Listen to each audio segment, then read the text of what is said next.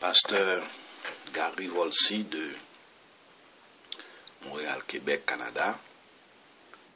Et façon pour rejoindre moi, c'est 438 792 46 18 bien Gary.volsi@yahoo.com. Aujourd'hui, nous allons parler du psaume 7. Titre psaume 7, c'est prière du juste persécuté. Psaume 7, titre c'est prière du juste persécuté. Seigneur mon Dieu, tu es mon refuge. On me poursuit, sauve-moi, délivre-moi. Sinon, ils vont m'égorger. Tous ces fauves, me déchirer sans que personne me délivre. Seigneur mon Dieu, si j'ai fait cela, si j'ai vraiment un crime sur la main, si j'ai causé du tort à mon allié, en épargnant son adversaire, que l'ennemi me poursuive, qu'il m'atteigne, qu'il foule au sol ma vie et livre ma gloire à la poussière. Dans ta colère, Seigneur, lève-toi. Domine mes adversaires en furie. Réveille-toi pour me défendre et prononcer ta sentence. Une assemblée de peuples t'environne. Reprends ta place au-dessus d'elle, Seigneur, qui habite les nations. Juge-moi, Seigneur, sur ma justice. Mon innocence parle pour moi. Mets fin à la rage des impies. Affermis le juste. Toi qui scrutes les cœurs et les reins, Dieu le juste. J'aurai mon bouclier auprès de Dieu, le sauveur des cœurs droits. Dieu juge avec justice. Dieu menace chaque jour l'homme qui ne reprend pas.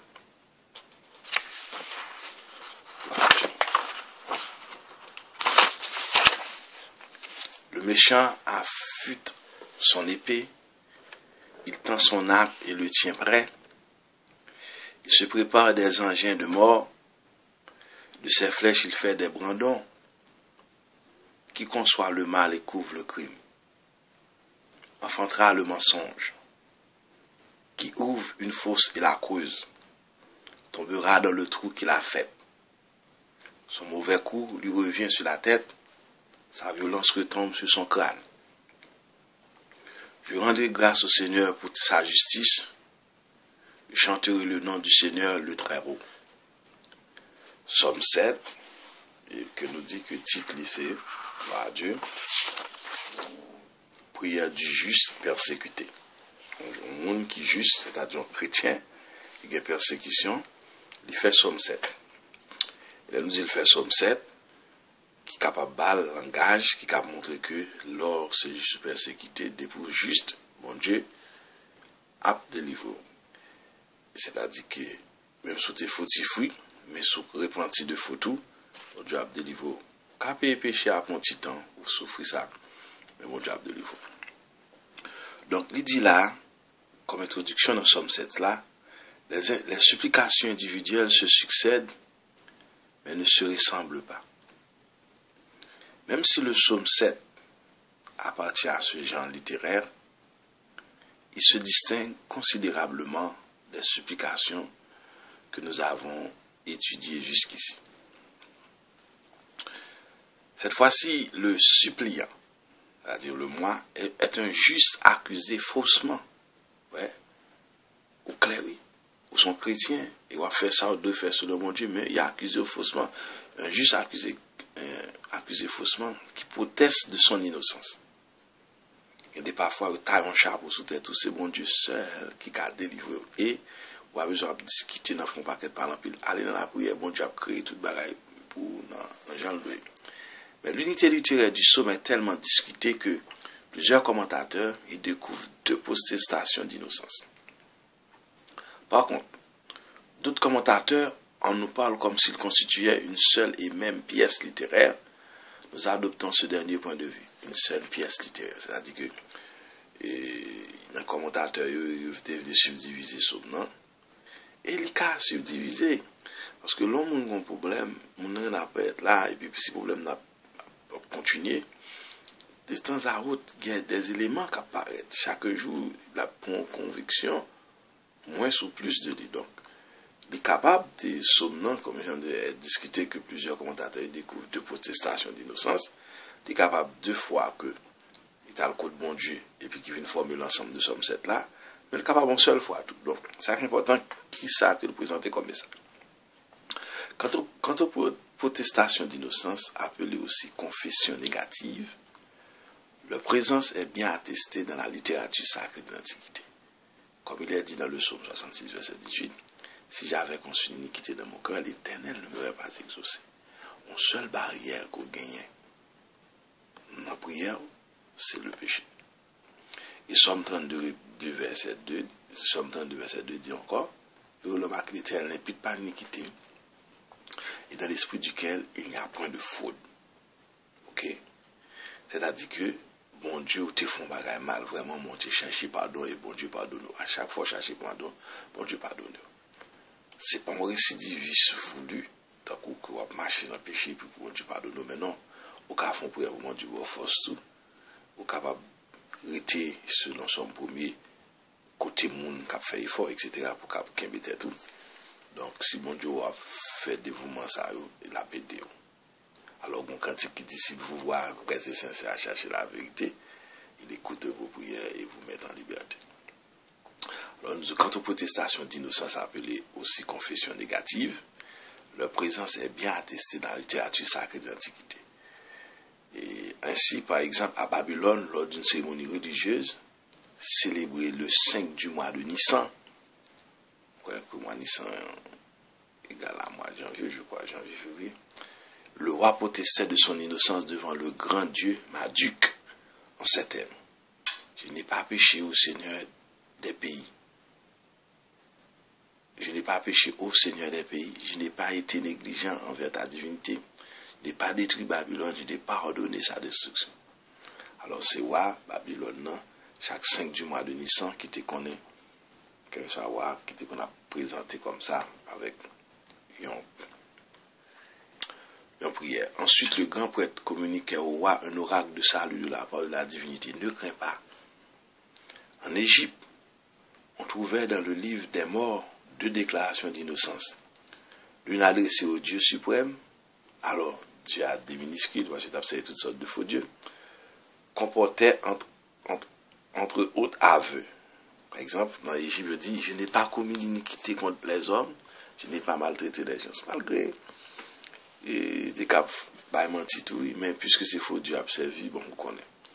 Faux Dieu a menti, c'est pas un monde qui a servi de pas là. Menti. L'autre destiné aux 42 divinités secondaires, voyez, les petits dieux, des minuscules, ressemblait à la première et achevait par une série de déclarations positives du genre de celle-ci. C'est comme si on montait cap dit Ave Maria, je vous allez marier un dégât, c'est que ce sont des répétitions vaines. J'ai donné du pain à l'affamé et de l'eau à l'altéré, des vêtements celui qui était nu, une bague à celui qui n'en avait pas. C'était pour l'Égypte. Toutes ces confessions projettent de la lumière, non seulement sur plusieurs sommes, mais même sur les versets 3 à 5 du chapitre 12 du premier livre de Samuel, Samuel 12, versets 3 à 5, où le prophète en appelle au peuple contre lui devant l'Éternel, où personne ne l'accuse, dont l'Éternel est témoin de son innocence. Qui ça a fait appel là dans 1 Samuel 2, verset 3 à 5, Samuel te paraît tout devant le peuple, il dit qui ça nous reprocher. C'est justement une scène comparable à celle qu'évoque le verset 9. Juge-moi, Seigneur, sur ma justice, mon innocence parle pour moi. Voici une vie d'ensemble de la structure du nouveau somme, qui fut d'ensemble que nous venons. Appel à l'initiale du suppléant, c'est-à-dire le moi, la protestation d'innocence, c'est ça protester, les grandes saisies divines, réflexion sapientière, c'est-à-dire la sagesse, réflexion sage sur le mal. Donc, ce que évoqué là dans 1 Samuel 12, verset 3 à 5, Samuel te fait ça tout. Donc, même le monde qui a servi faux Dieu, nous sautons un exemple dans Babylone, chaque le 5 Nissan, c'est-à-dire 5 janvier, février, comme ça, en Égypte, tout, ils paraît, ils confessent, font une série de confessions, qui est absolument falsifié, mais au moins conforme, vous pouvez être devant Dieu, parce que c'est des faux dieux. Quelque chose ça a fait qui mal, c'est ça le vrai. Bon. Donc, au moins devant le peuple là, ou apparaître comme si son nez a fait travail, etc. Et puis, comme c'était qu'à dire les dieux titulaires de la nation. Donc, ça veut dire que si que mon cap servi diable au côté pour faire certaines confessions, à quoi il faut raison nous autres. Et nous, on a même exemple Daniel 9 là aussi, il a parlé 70 semaines de Daniel. Côté Daniel, lui-même personnellement, t'es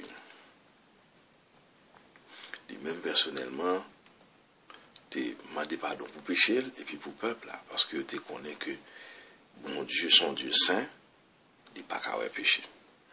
Donc, verset 1er à nous est la lamentation de David qu'il chanta à l'Éternel à propos de Cush, le Benjamin. On ne sait pas le sens précis du mot hébreu Shigayon, S-H-I-G-G-A-I-O-N. Il ne se trouve que dans le livre d'Habakkuk, au verset 1er du chapitre 3. On peut le traduire par lamentation, mais aussi par confusion. L'homme a lamenté en quelque sorte. Il est capable de confuse, mais toutefois, il va obliger de confuse. Oui? De David. Nous rappelons que l'expression ne révèle pas nécessairement le nom de l'auteur.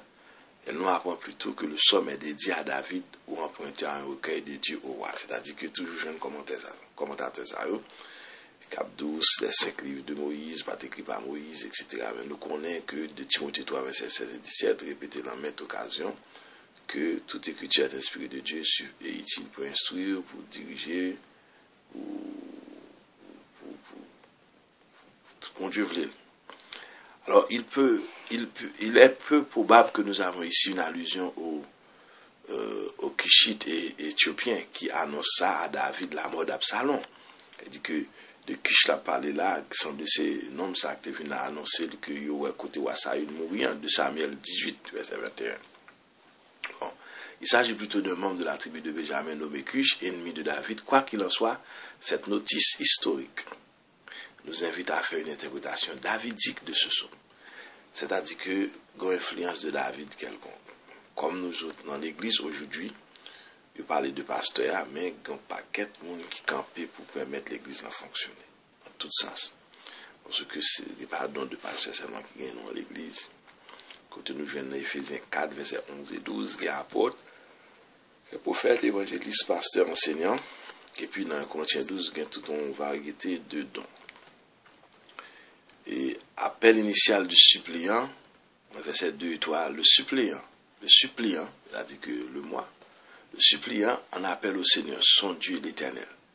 Cette dernière appellation est bizarre puisque nous sommes, comme nous le dirons plus loin, en sautier Yavis, c'est-à-dire que sautier Yavis, c'est nous avons cette catégorie, sautier Yavis, c'est Somme 1 à 41.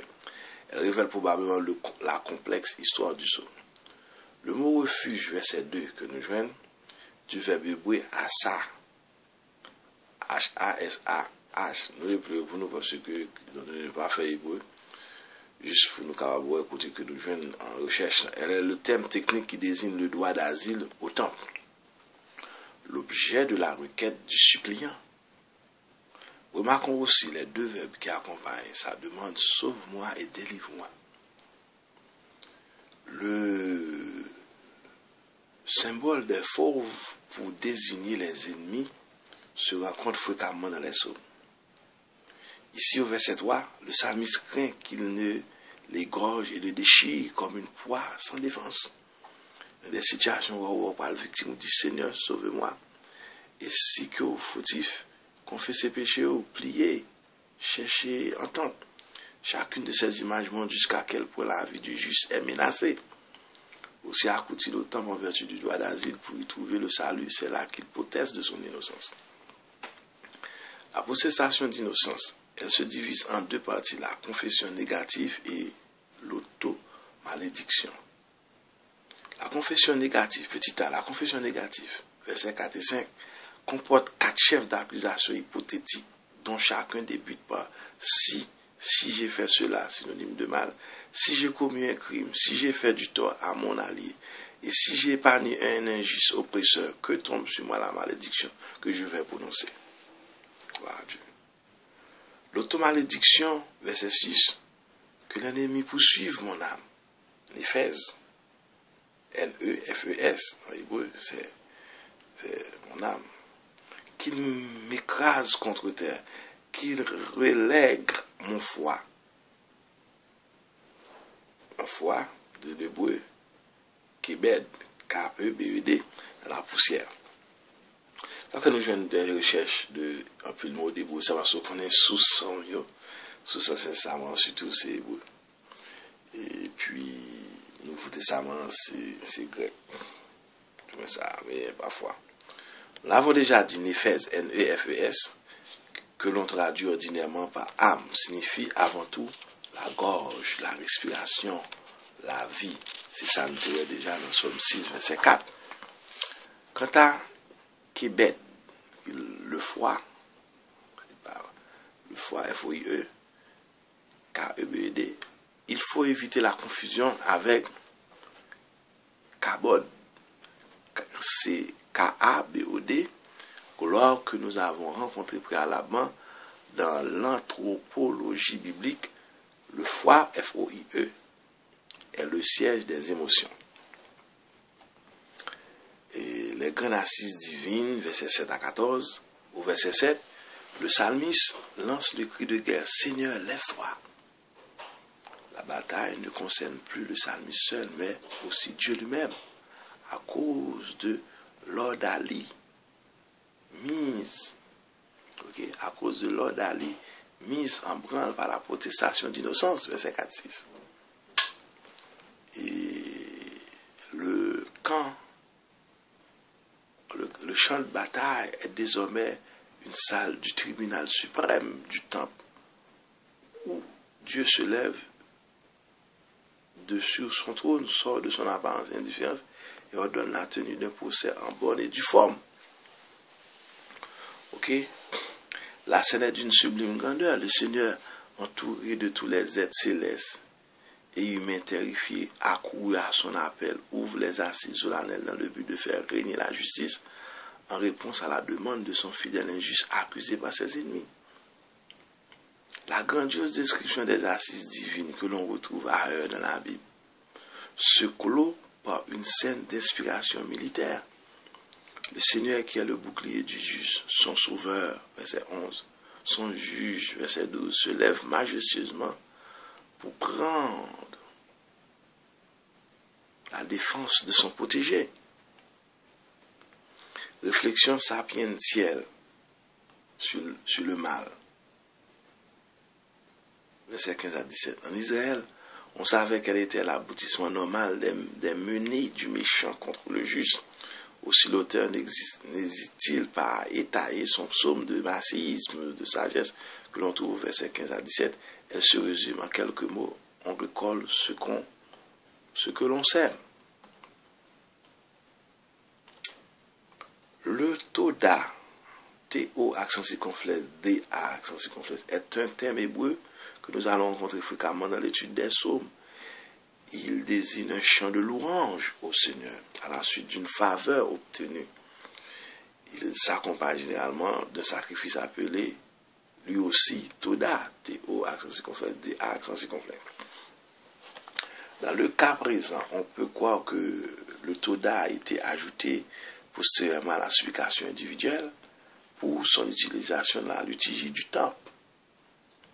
Cette opinion est d'autant plus probable que le Seigneur porte le titre de très haut, vocable très ancien,